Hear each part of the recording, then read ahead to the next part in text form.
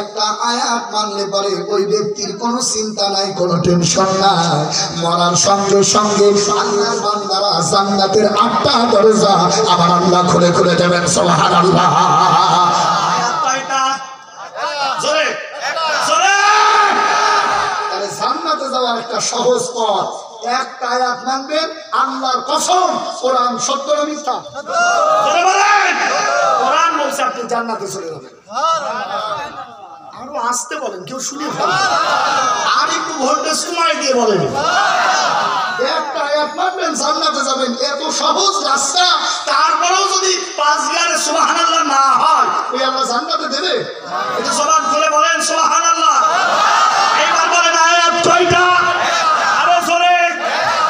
এখন এখানে একটা প্রশ্ন, হুজুর আমরা তো এযাবত শুনেছি as-সালাতু মিফতাহুল নামাজ, একটু বলেন না। আরো জোরে। অথচ আল্লাহ রাব্বুল আলামিন ডাকতে বলেন ফি জান্নাতি ইয়াতাসাআলুন আনিল মুজরিমিনা মা সালাকাকুম ফি সাকার। ওই সাকার নামক জাহান্নামের ভিতরে অনেক টুপিওয়ালা থাকবে, অনেক দাড়িওয়ালা থাকবে, অনেক চুপ্পাওয়ালা থাকবে, অনেক ইমাম থাকবে। বোঝেন না? ওই জাহান্নামের আগুনের ভিতরে অনেক নামাজি থাকবে। আল্লাহর বান্দারা তাহলে জানতে চায় হাদিস কি মিথ্যা না? তবে আমাদের জানার ভিতরে একটু কমতি আছে। সারাটা জীবন শুনে নিলাম নামাজ বেহেশতের চাবি। নামাজ আমি আপনাদের কাছে জানতে চাই, বলেন তো দেখি, এমন কোন চাবি আছে যার দাঁত নাই? কথা বলছেন না? এমন কোন চাবি দুনিয়ায় আছে যার দাঁত নেই? একটা দাঁত হলেও আছে। আর দাঁত বিহীন চাবি যদি হয়, খালি খুঁচাবেন, খুলবে না। কথা বলেন। তাহলে হাদিসের ভিতরে আমার ভাইরা অনেক তথ্য আছে, সব বলা সম্ভব হবে কিনা জানি না, দুনিয়ার মানুষেরা শোনে না।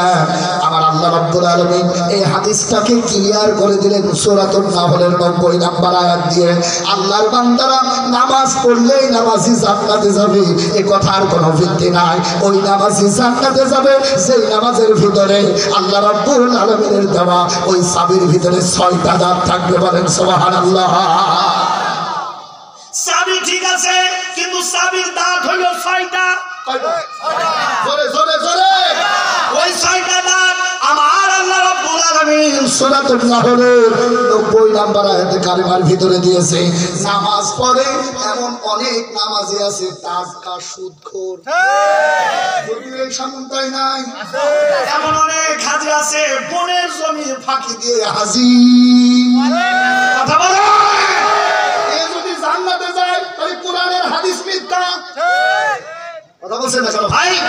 আল্লাহ রাব্বুল আলামিনের বান্দারা দেখেন, আল্লাহ তাআলা ডাকতে বলেন নামাজ বেহেশতের চাবি।